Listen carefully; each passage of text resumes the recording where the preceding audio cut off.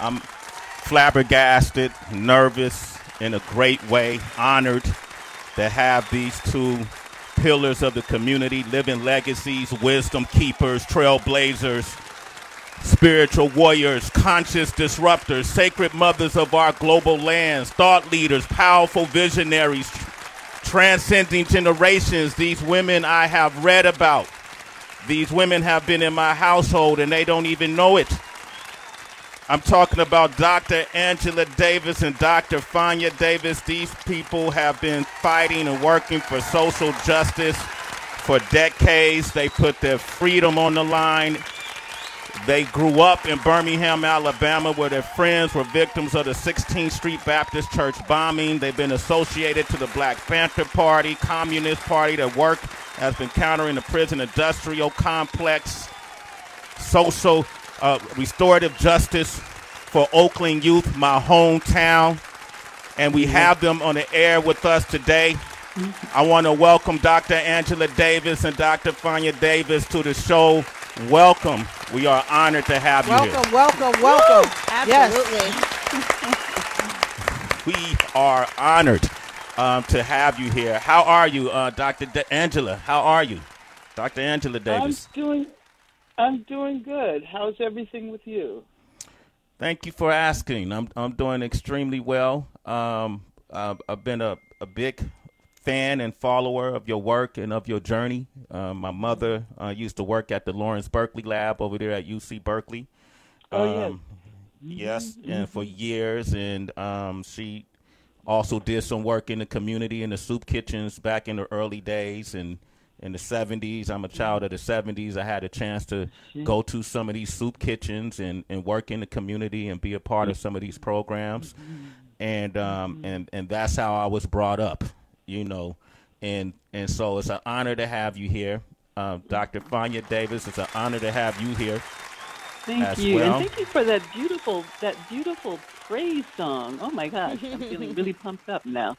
Well, you know, we got to call it like we see it. You know, it's important that we recognize your work. I only wish we had more time, but I'll make a request now, even beyond this conversation we'll have today. I would love to have you back on the show, and hopefully in person, or if or either on Zoom, so we can see each other. You know, it's done. Absolutely. That's all I have to say. You see that, HB? It had to be. I got a little juice here. I got juice. I'm down with the Davis family. Y'all better stop playing with me. So I wanted to talk, you know, a good friend of mine, Jussie Smollett, and I'll say that, you know, totally transparent. It's a good friend of mine. I consider him a little brother. He's in a fight for his freedom. He's in a fight for his life. You know, he's facing 6 counts of disorderly conduct of suspicion of making false reports to the Chicago Police Department.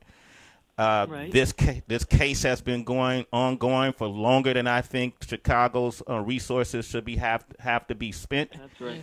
And I remember, you know, I think it's ludicrous, in my opinion, you know, that Chicago has enough issues in the community to be focused on other than this thing with Jussie Smollett. I remember there was an open letter in solidarity with Jussie Smollett that was written, and all those targeted by police misconduct that the both of you wrote, that both of you signed. All right. That's correct. And wrote. We wrote that. Well, you know, we have been friends with the Smollett family for a very long time. As a matter of fact, Jussie's mom, Janet, was involved in the effort to save my life when I was facing the death penalty. And so we have supported Jussie from the outset.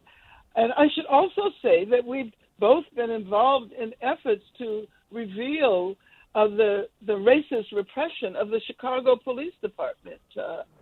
We see this whole effort as a way to once again attempt to legitimize the Chicago Police Department, and by extension, all police departments in this country.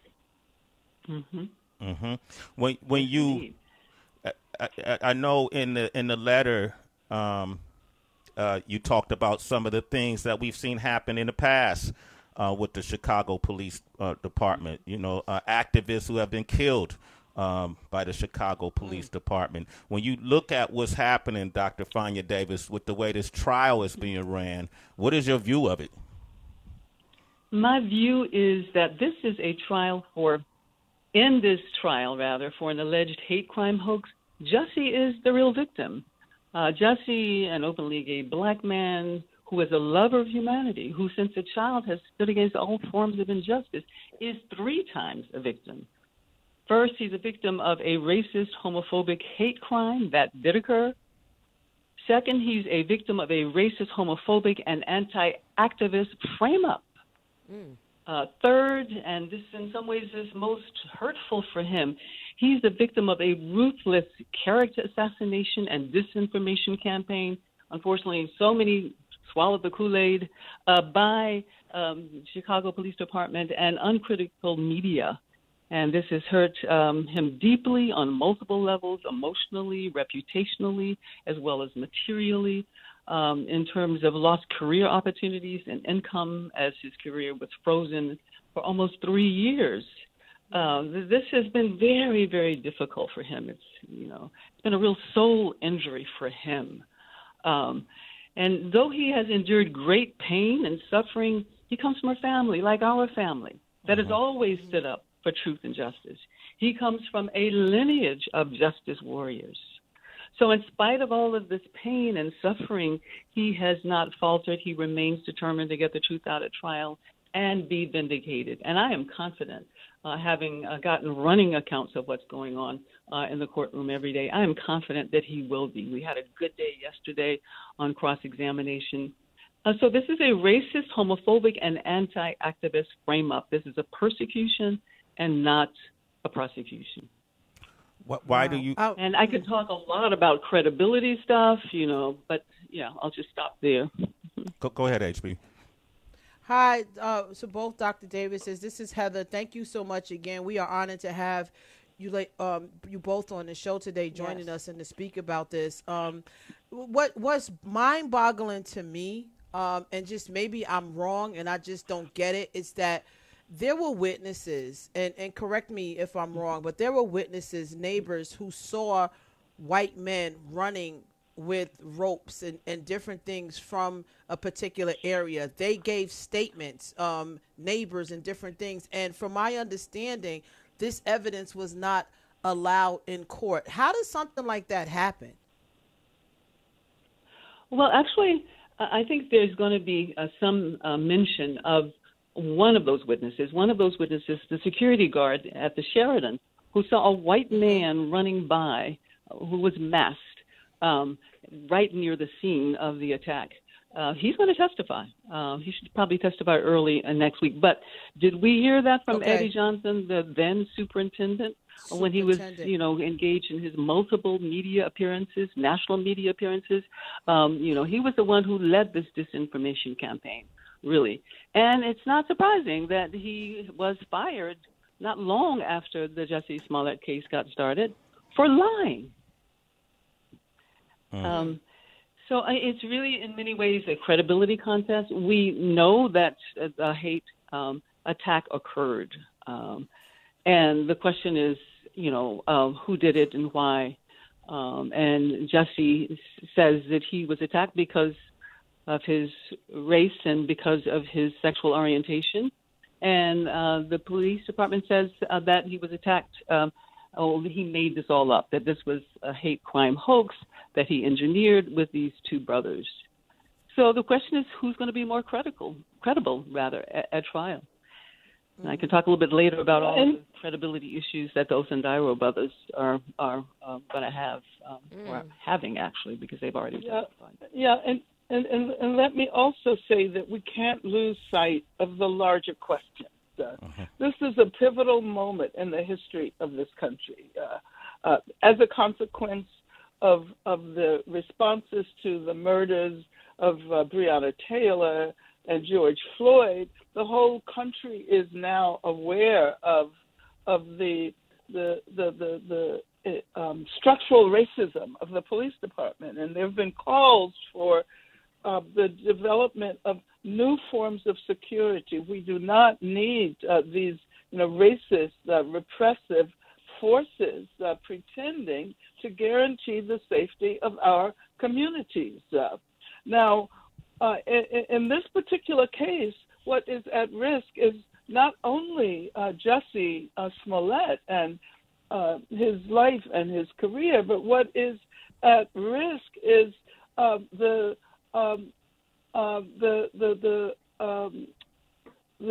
success that we've achieved in our efforts to unveil structural racism in this country.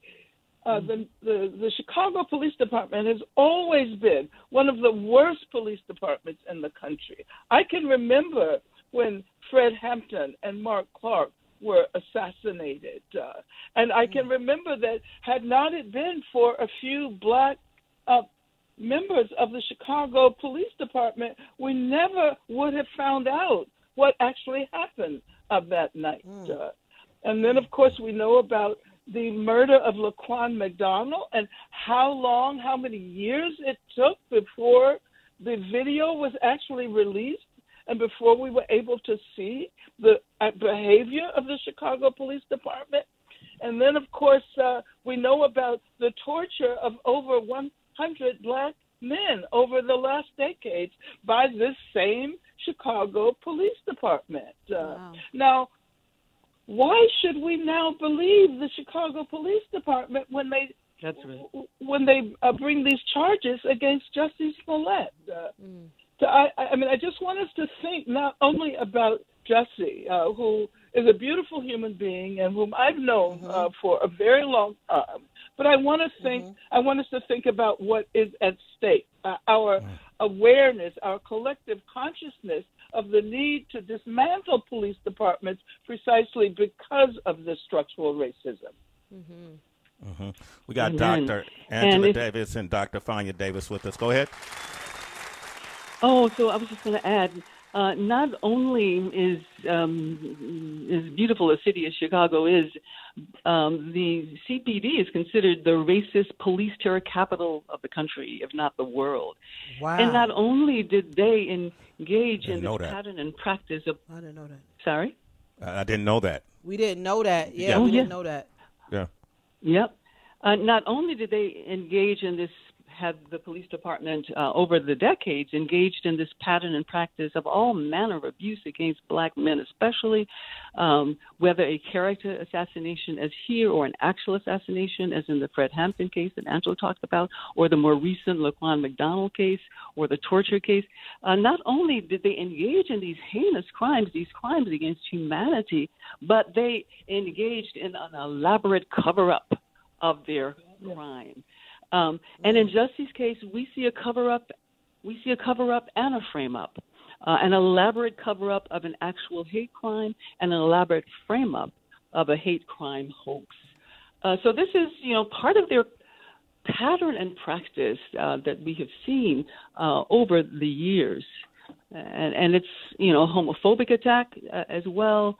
During the actual hate crime, Jussie's attackers yelled racial and homophobic epithets, and the two Nigerian brothers who attacked him at the direction of a white person who we will see on video and who we will hear about when Jussie testifies and when the Sheridan security guard testifies. These guys were homophobes, and at the trial yesterday, they were cross-examined, or the older brother was cross-examined about his multiple just heinous tweets and text messages and other social media posts, homophobic slurs. And I want to also, I know I'm going on a little bit, but I want to talk about the political motivation here. Okay. A bit, if that's okay. So Jussie comes from a family of activists like, Angela and I do, and of course he's been engaged in consistently since he was a child against injustice, against racism, as Angela said, against police terror, homophobia, environmental injustice, poverty. He's contributed to, HBCUs and AIDS charities. And he has used, this is really important and because it goes to the timing of this attack against him.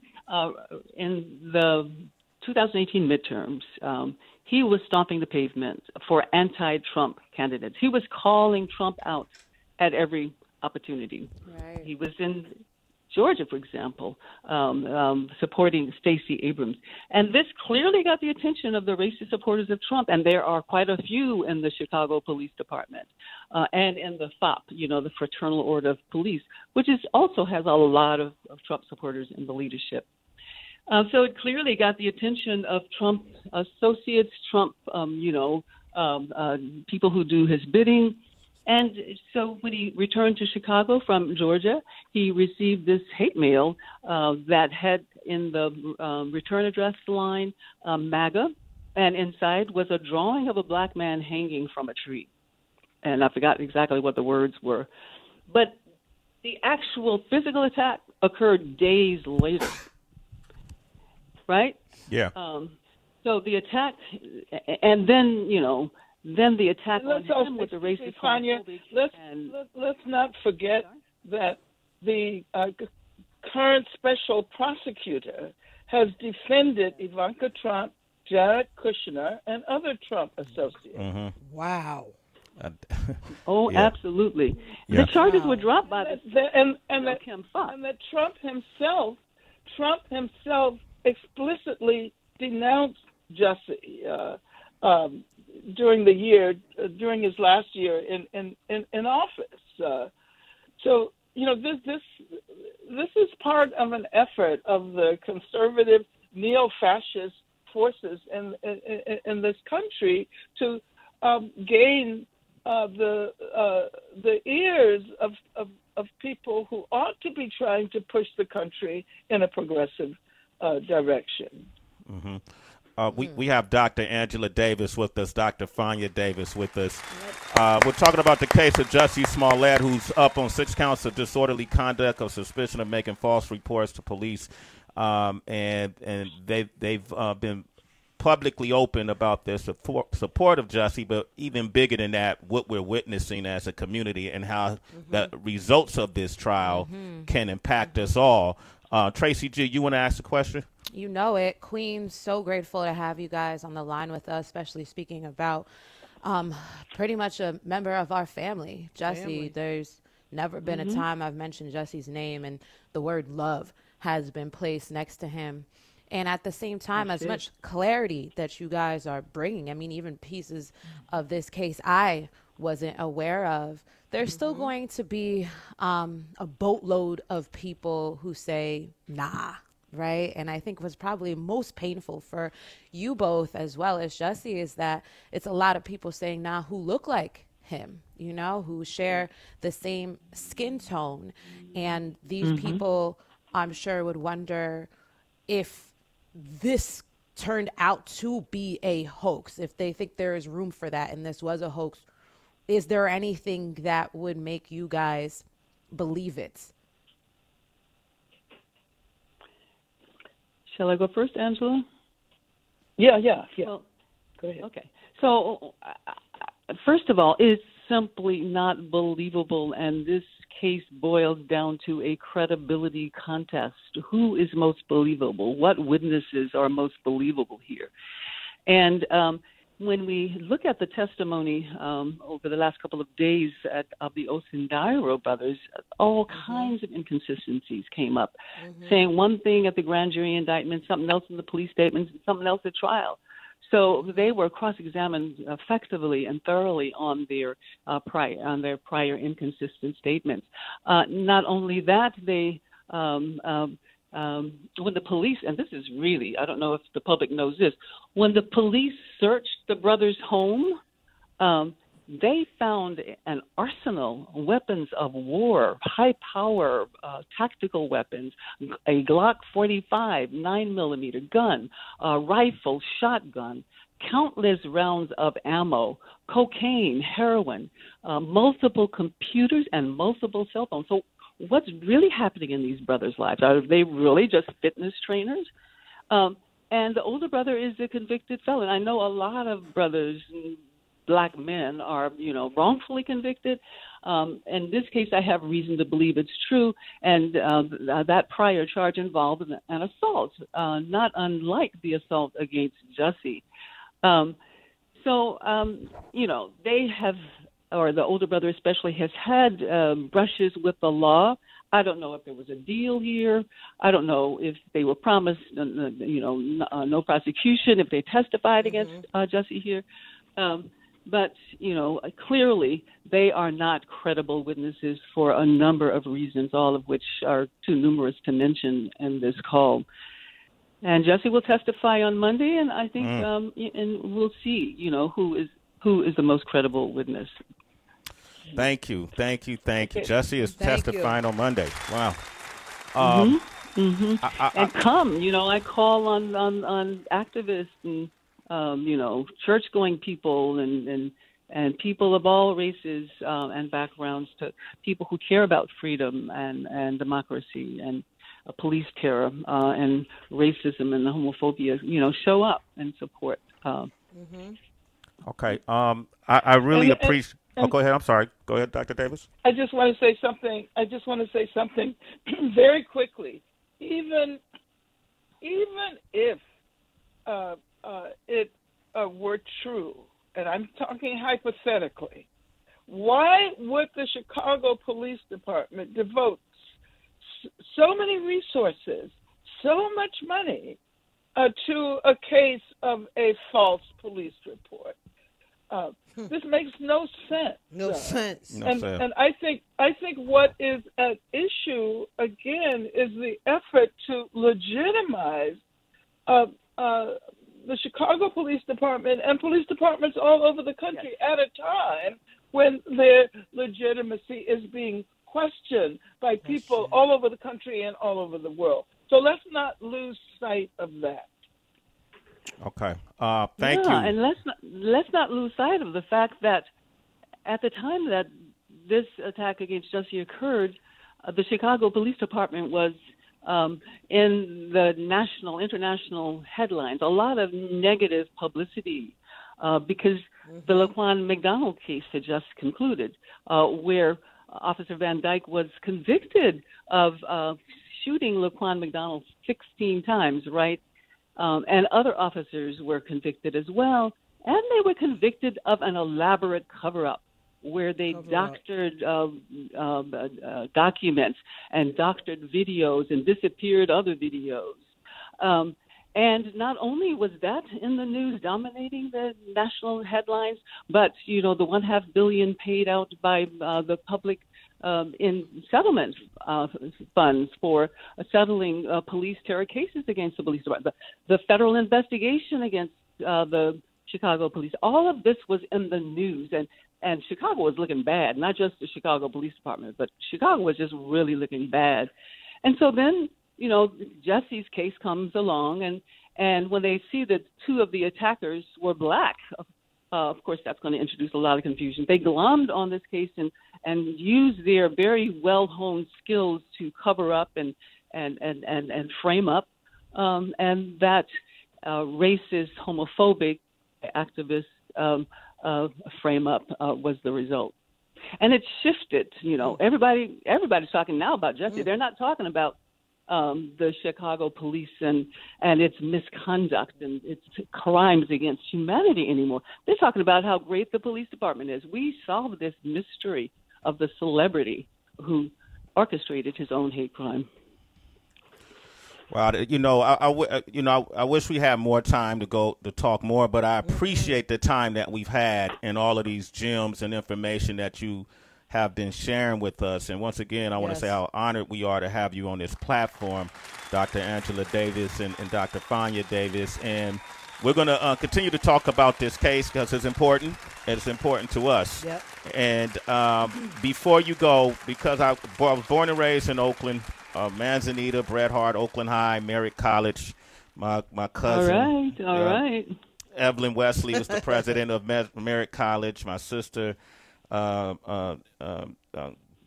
Regina Calloway, works in the Malanga Center. Oh, and, your sister's Regina Calloway? Yes. Oh my God.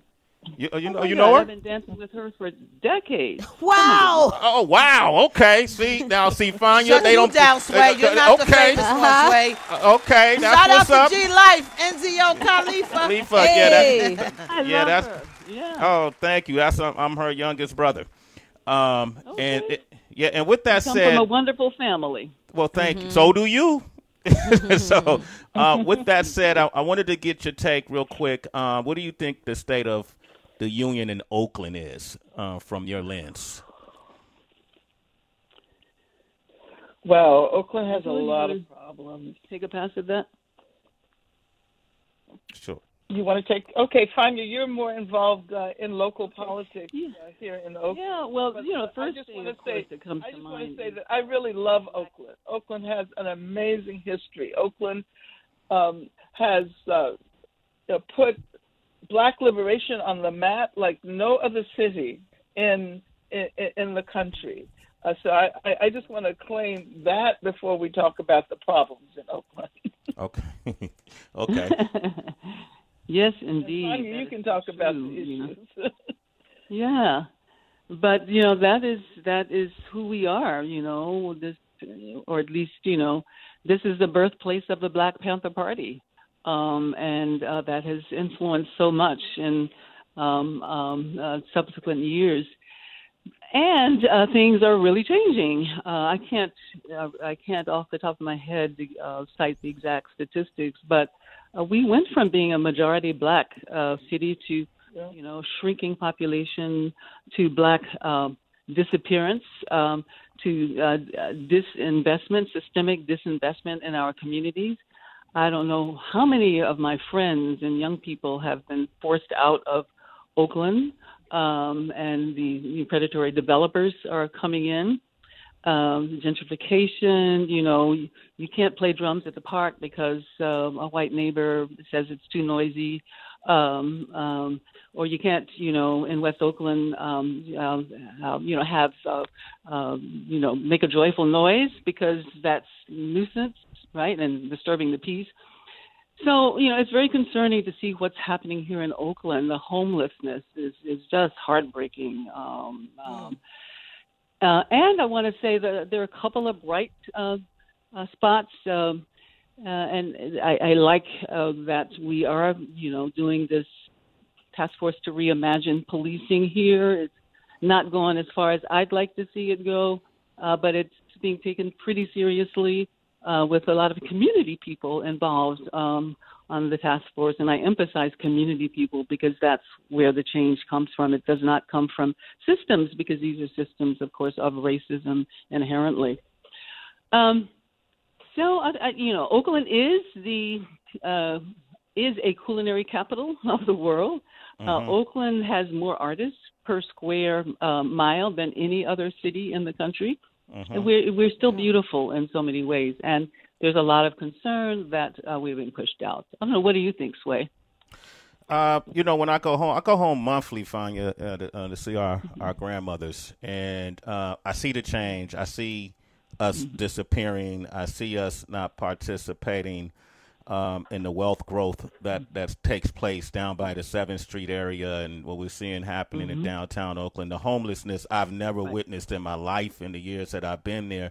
I'm wondering if the city is being mismanaged, and if it's important, like people like us get into the political realm and make sure we have proper representation. So all of the things you're saying, and then on top of that, I'm seeing the violence. I'm seeing a lot. I've seen the crime just becoming like times 10, and I know we have a lot of issues. I like to not only talk about what those issues are, but also try to find solutions. I will never give up on Oakland. I think, but I definitely think we got to galvanize our resources and get like-minded people together and just keep speaking on it and demand a lot from our Oakland city officials. But yeah, so when I go home, this is why I ask you. It's like sometimes I feel like I'm in a foreign place. I love walking to Jack London Square. I love going to Deep East Oakland. We have family in East 85th Street and High Street, and and in North Oakland and in the West Oakland, of course, we have a lot of family in West Oakland. And I don't want us to lose Oakland. and I don't want us to be disconnected from Oakland. And so that's kind of what I'm seeing. But I have a lot of faith. You know, I have a lot of belief. And, you know, the restorative justice of Oakland youth programs, these type of programs, I think would definitely help what my sister's doing with Congo Square West, you know, Mushi Congo and all these different folks. I think these kind of programs will help. And I think we need programs, too, to get us in tune with our spirituality as we go through these times. So absolutely. Yeah, so, but. And, you know, let's remember that Oakland also gives us hope because, you know, as we said, Oakland witnessed the birth of the Black Panther Party just recently. A statue of Huey Newton was erected. And Oakland is also the home of police and prison abolition.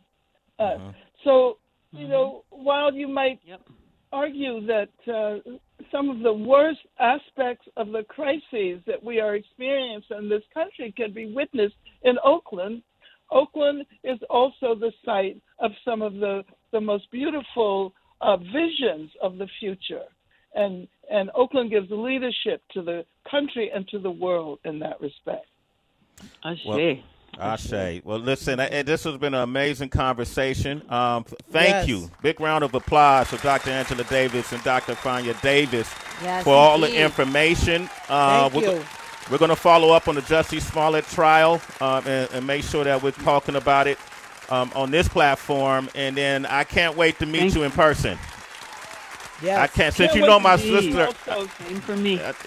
Since y'all know my sister, I know I'm gonna get a chance to eat with y'all at some point in the future. All right. Okay, let's it's done. Okay. You have an amazing day. Thank you for being on our show and your citizens. Yes. Sway in the morning. Sway in the morning. Sway in the morning. Thank you. Have a beautiful day. Bye-bye. Bye-bye. Bye, ladies.